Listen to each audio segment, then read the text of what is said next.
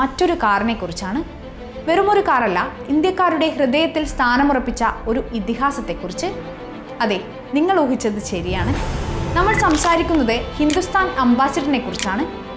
8 പതിറ്റാണ്ടുകളോളം Indian റോഡുകൾ ഭരിച്ച ഈ വാഹനം ഒരു കാലഘട്ടത്തിൻ്റെ പ്രതീകം കൂടിയാണ്. അംബാസിഡറിൻ്റെ ജനനം മുതൽ ഇന്നുവരെയുള്ള കഥയും ഈ കാർ എങ്ങനെ ഇന്ത്യക്കാരുടെ പ്രിയപ്പെട്ട വാഹനമായി മാറിയെന്നും നമുക്ക് നോക്കാം. സ്വാതന്ത്ര്യാനന്തരം ഇന്ത്യക്ക് സ്വന്തമായൊരു കാർ വേണമെന്ന ചിന്ത ശക്തമായി ഉണ്ടായിരുന്ന സമയം അന്നത്തെ പ്രമുഖ വ്യവസായികളിൽ ഒരാളായ VM ബിർളയാണ് ഈ സ്വപ്നത്തിന് ജീവൻ നൽകിയത്. ഹിന്ദുസ്ഥാൻ മോട്ടോഴ്സ് എന്ന കമ്പനി സ്ഥാപിച്ച് ബ്രിട്ടീഷ് മോറിസ് ഓക്സ്ഫോർഡ് കാറിനെ അടിസ്ഥാനമാക്കി ഇവിടെ ഒരു കാർ നിർമ്മിക്കാൻ അദ്ദേഹം തീരുമാനിച്ചു. 1957 ഉത്തർപ്രദേശിലെ ഹിന്ദു മോട്ടോർ പ്ലാന്റിൽ അംബാസിഡർ ആദ്യമായി പുറത്തിറങ്ങി. തുടക്കത്തിൽ ലാൻഡ് മാസ്റ്റർ എന്ന പേരിലായിരുന്നു. പിന്നീട് 1958 ഇത് അംബാസിഡറായി മാറി. ഇന്ത്യൻ സാഹചര്യങ്ങൾക്ക് അനുയോജ്യമായ ഒരു വാഹനം എന്നതായിരുന്നു പ്രധാന ലക്ഷ്യം. അങ്ങനെ ലളിതമായ തുടക്കം.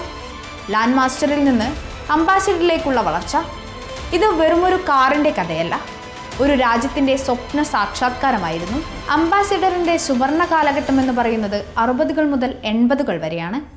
ഇന്ത്യൻ റോഡുകളിൽ അംബാസിഡർ ഒരു അവിഭാജ്യ ഘടകമായി മാറി. സർക്കാർ ഉദ്യോഗസ്ഥർ, രാഷ്ട്രീയക്കാർ, വലിയ ബിസിനസ്സുകാർ എല്ലാവർക്കും അംബാസിഡർ ഒരു സ്റ്റാറ്റസ് സിംബലായിരുന്നു. ഓരോ കാലത്തും അംബാസിഡർ ചെറിയ ചെറിയ മാറ്റങ്ങളോടെ പുറത്തിറങ്ങി. മാർക്ക് 3 കൂടുതൽ സ്റ്റൈലിഷായി, മാർക്ക് 4 കൂടുതൽ കരുത്തുറ്റ എഞ്ചിനുമായി വന്നു. പിന്നെ കോണ്ടസ ക്ലാസിക്, നോവ, എൻഡേവർ, അങ്ങനെ പല മോഡലുകൾ.